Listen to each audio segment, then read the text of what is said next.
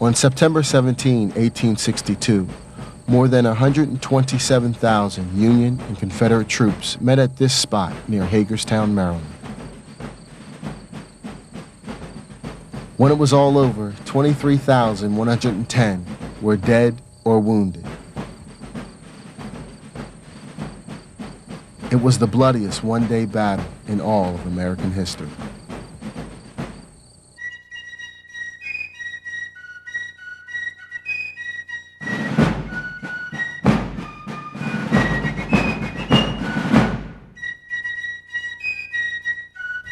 Soldiers on both sides suffered dearly for their cause. Most spent months and sometimes years marching and fighting. Their legacy and their stories are all that are left. I signed up originally in April of '61 for a year, and it's been about 16 months since I've seen home. Back in '61, I joined up when I was 14, but it took a while to persuade my mom. She thought I would get killed really fast, but I seem to be alive today, so I guess nothing bad's happened so far. Well, on the battlefield, sometimes there's a lot of confusion. You don't know which way you're headed sometimes. Sometimes, the man beside you may fall. You got to keep going. I plan to survive the war. No soldier thinks he's not going to survive the war, but it's really in God's hands.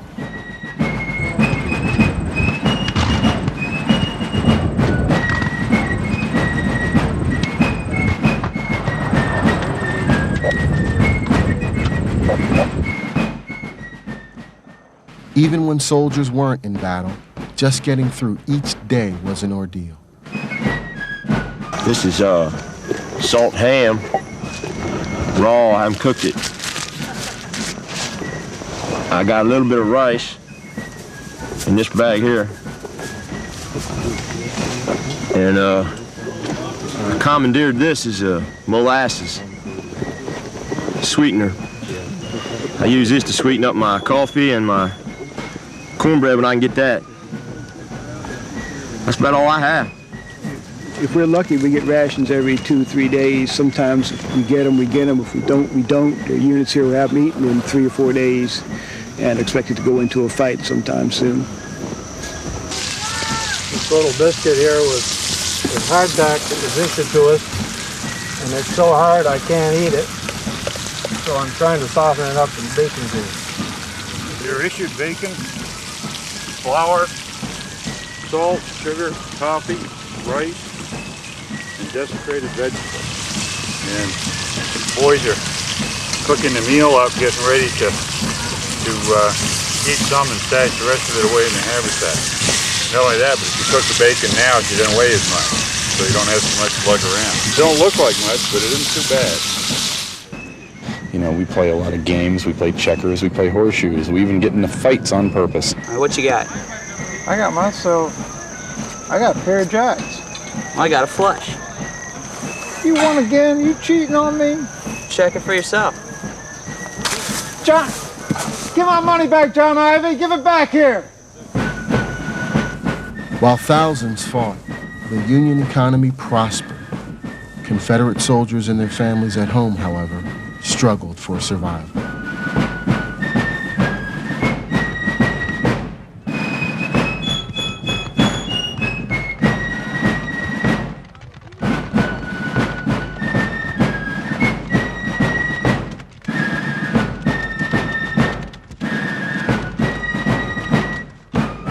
Pay tables are now open. We will commence in paying the officers first. We have gold here, but that's reserved for the general. Yes. Officers are lucky. They get pretty good pay, some up $120, $130 a month, but they got to pay for their own uniforms and sidearms, things like that. The things back at home are pretty slim right now.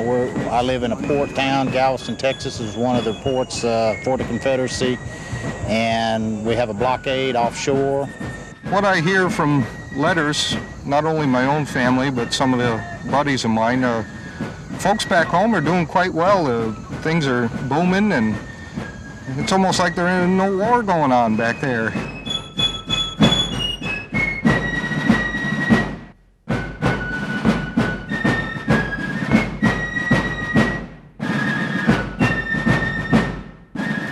sergeant, I get $17 a month.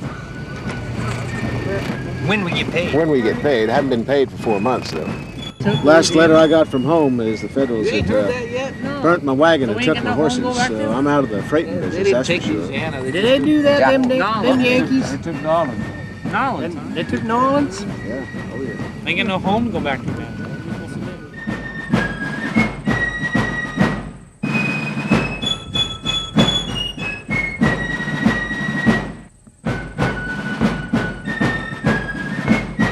So, Lieutenant, when are we getting paid? When's Bobby Lee going to give us some money? It's not Mr. Lee's responsibility. It's the government in Richmond. They got to get us that money. Maybe we should march in Richmond instead of Washington. No, Maybe. no. No, there's a thought, young. He's just a young and he don't know what he's talking about. Drummer boys. Drummer boy. You know. Union troops were far better supplied than their Confederate enemies. Well, my uniform is issued to me by the U.S. government. I get 2 shirts a year. I get 4 pairs of socks and 2 pairs of shoes. If I want anything extra than that, I got to pay for it. Our uniforms, as you can see looking around, are a pretty good mix. We have some folk who are wearing gray pants because they are still wearing their issue, the original issue. Some are wearing red shirts, some are wearing homespun, cotton, linsey woolsey. I'm wearing captured Yankee pants because my pants fell apart. I have here my last piece of cornbread that was issued to me. This is what we get in our Army. And I found a couple pieces of hardtack in a Yankee haversack. And as you can see, it's pretty fresh.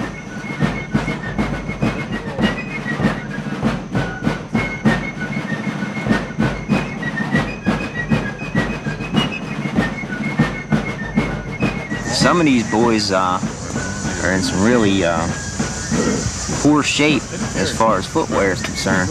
Young Joe over there across the Potomac, and he's not been issued socks for quite a while. And the condition of his shoes and the condition of his socks has rendered him just about infirm. And he's just about wore his heel down to the bone.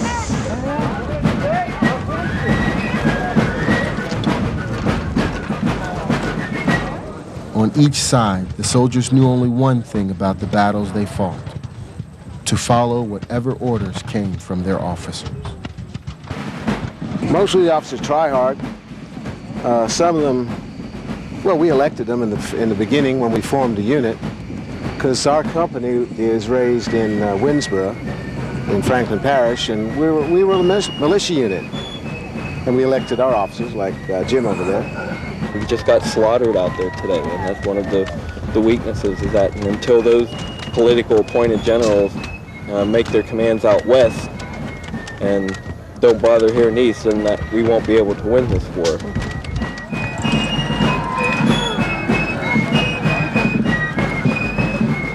We have the expert cream of the crop. We have the general leadership that the nation produced. They seem to have politicians.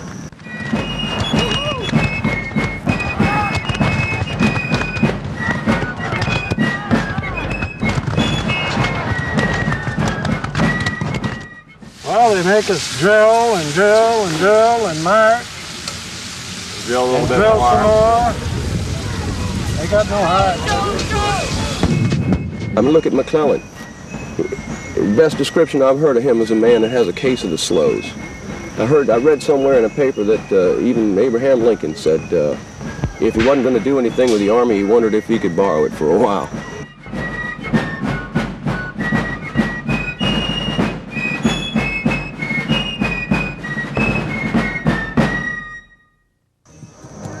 Although they may not have known the strategies of battle, soldiers knew why they were fighting, and their reasons were sometimes strangely similar.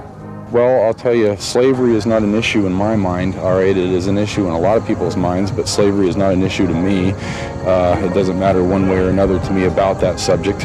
I'm here to preserve the Union. My name is Private D.W. Scaff. I'm with the 2nd Georgia Infantry, Columbus Guards.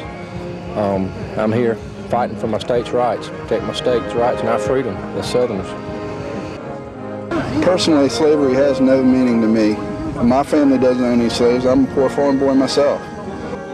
I do not feel that the slave-holding state should be treated gently.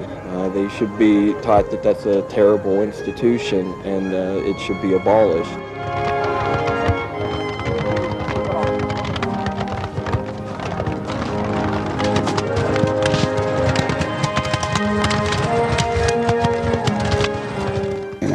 And personally, I don't own any slaves. I'm not fighting for slavery. I'm fighting for Virginia. We've been invaded. We've been, they burn our homes. We've had to evacuate our cities and move into the country and living, you know, my family's living somewhere down in Virginia away from our homes because the Yankees are occupying them right now.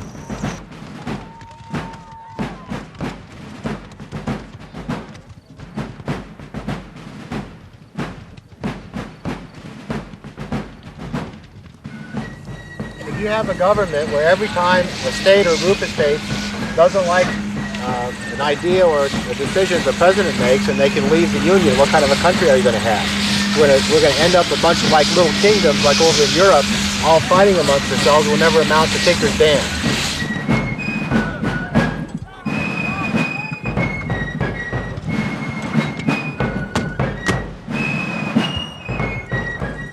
Secession is a good thing to do. It lets us make up our own minds. We put our people into our own state government so they can make decisions for our state.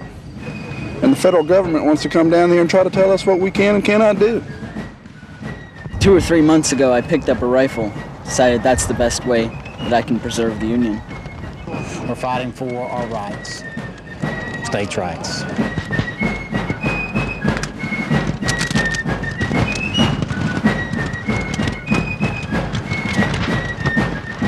Some units are made up of men who have been drafted. They couldn't get out. They couldn't pay somebody else to take their duty, so they are not as happy to be here as we are. We volunteers are still not happy to be here, but we're here to win the war. We're here to keep the rebels from breaking away, to preserve our Union. The volunteers, I think, really want to be there and fight for the cause. At the same time, the conscripts have a lot of experience and veteran experience in that respect, and so we look to them for things that we don't know. I think you'd have to be a fool to take somebody's money to come out here and fight for him myself. You know, if you don't believe in it, you know, why pay somebody else to come out and die for you?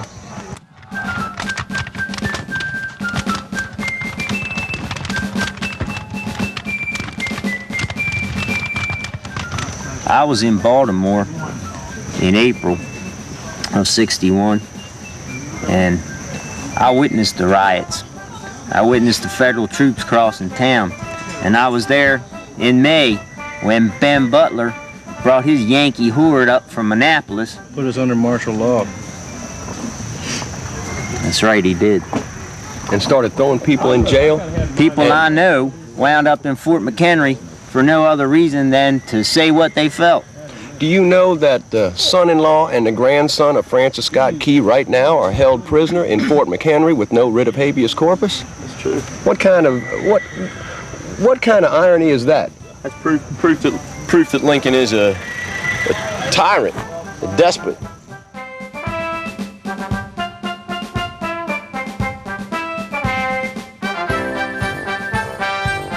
The folks on the other side are just doing what they think is right. We don't agree with it. We don't agree with what they do. And the government says that we should be down here changing it. So basically that's why we're here.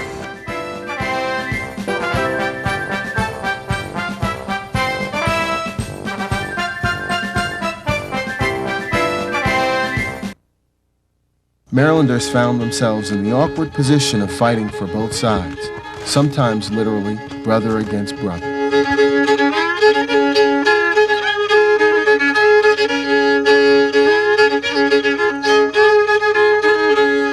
As I was lumbering down the street, a handsome gal I chanced to meet, and she was fair to view. Baltimore gals, come out tonight, come out tonight, come out. Well, I know there's a number of fellows from Maryland that fight for the North. But we have a saying in the South that there's really only two kinds of Marylanders. There's Confederate Marylanders and counterfeit Marylanders. We don't consider them really bona fide Marylanders, and yet we don't hate them. We don't really wish to fight them. We would rather be shifted to another part of the line if at all possible. Have a talk, have a talk, have a talk, and her feet took up the whole sidewalk as she stood there with me. Oh, Baltimore gals, come out tonight, come out tonight, come out tonight. Baltimore gals, come out tonight, dance by the light of the moon. Well, I asked her if she'd wanna dance, wanna dance, wanna dance. I thought that I might have a chance to shake the foot with her. I feel great to be back, but I'm nowhere near home. Home is much closer to Baltimore City. I'm shocked and I'm disappointed there's not more support amongst the Marylanders in this part of the state. Rocking in her knee, kept a knocking, I'd dance. The gal with the hole in her stocking, and we danced by the light of the moon.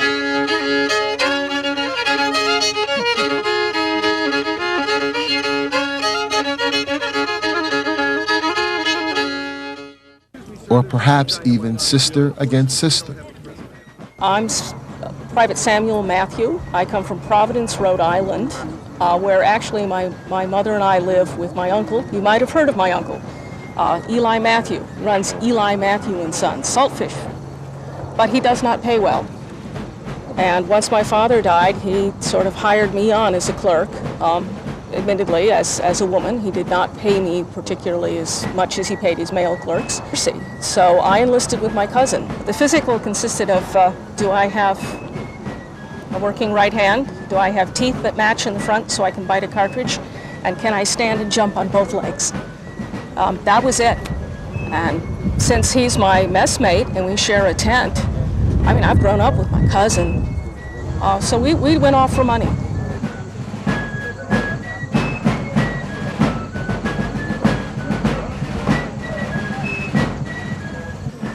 Sometimes wives would come along and help out with the cooking and the nursing and the moral support.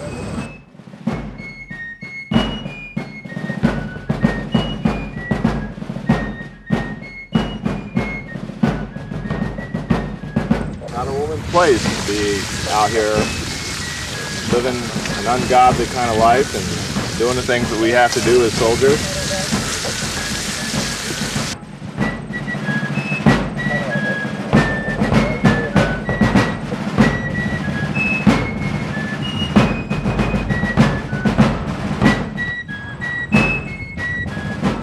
Although mail was almost impossible to send or receive, families still knew some of what was happening in the war. Local newspapers featured the newly developed art of wet collodion photography.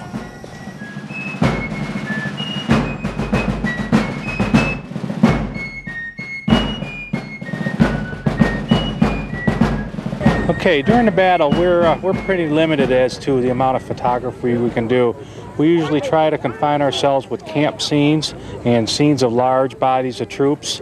What we want to do is present a positive image at home to the civilians that, you know, of course, that we are doing well in the war. When we do so dead on the battlefield, we tend to want to show as many dead rebels as possible because people at home, they just don't want to see the real horrors. Secondly, our exposures are anywhere from 10 to 20 seconds, so we can't actually get out there and try to freeze action. See that blurriness, but all the even the action shots that look sort of like action shots, they're all pretty much staged. But the battles themselves were not staged. Well, I don't know about you guys, but I doubt if I make it through tomorrow. I've got a feeling. Yeah, you said that last week. The enlisted men don't know a whole lot about what's going on before they go into a battle. It's on a need-to-know basis, and generally they don't need to know.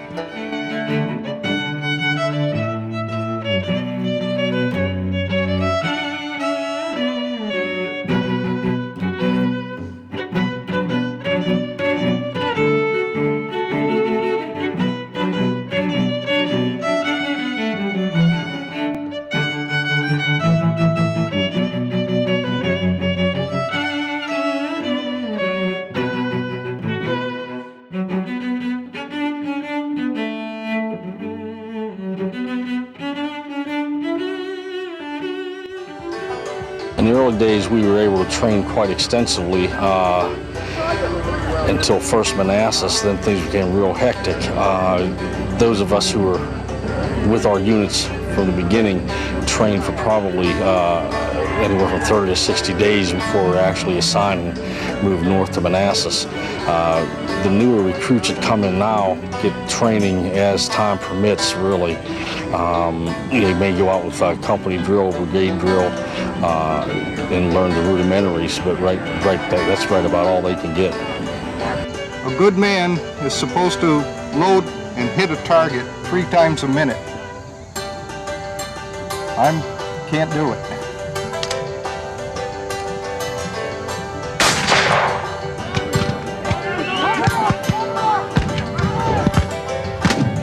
This has a accuracy of 300 yards.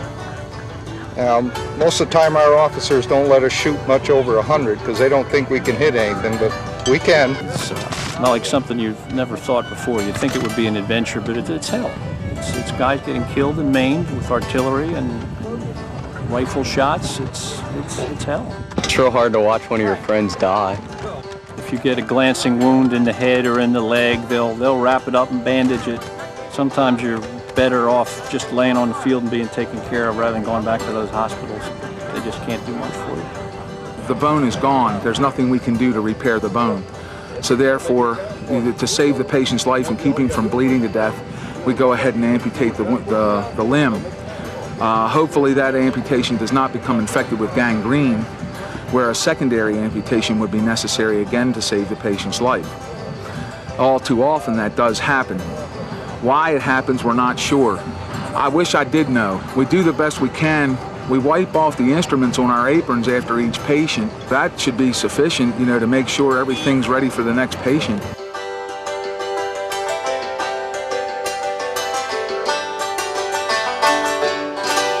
The graves aren't usually very much. They're just shallow trenches dug. The bodies are wrapped in blankets and then placed in the graves. And we could do the best we can with a wooden plank or whatever we can find as markers for the grave.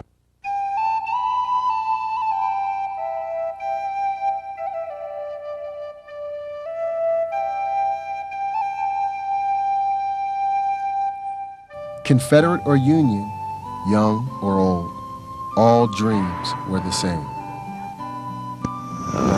I'm sure they'll try to push us. We're going to try to break their line. And if we can break them in 2, we'll take the 2 halves and we'll swallow them up. And the next thing you know, we'll be in Washington City, and this will all be over, and I can go home to Baltimore. None of us been inside the house, and looked out a window for months and months. We're kind of sick of it. We'd like to go home. I just got a letter from home, but I can't read too well. Do you think possibly you could read it to me?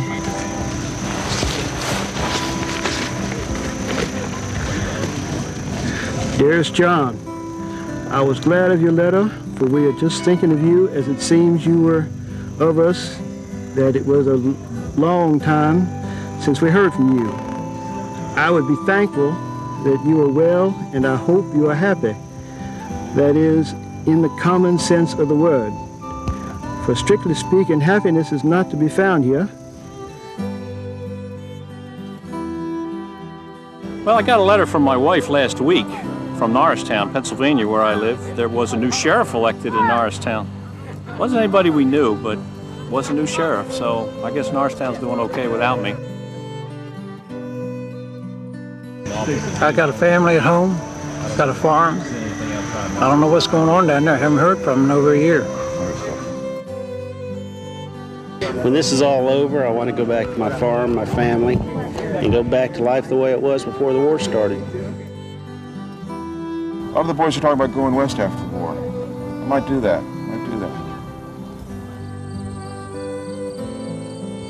The Battle of Antietam was not won by either side. Although the Union troops outnumbered the Confederates almost 2 to 1, neither side could truly claim a clear victory. Abraham Lincoln issued his famous Emancipation Proclamation 5 days after the battle. The war between the states, however, continued for almost 3 more years.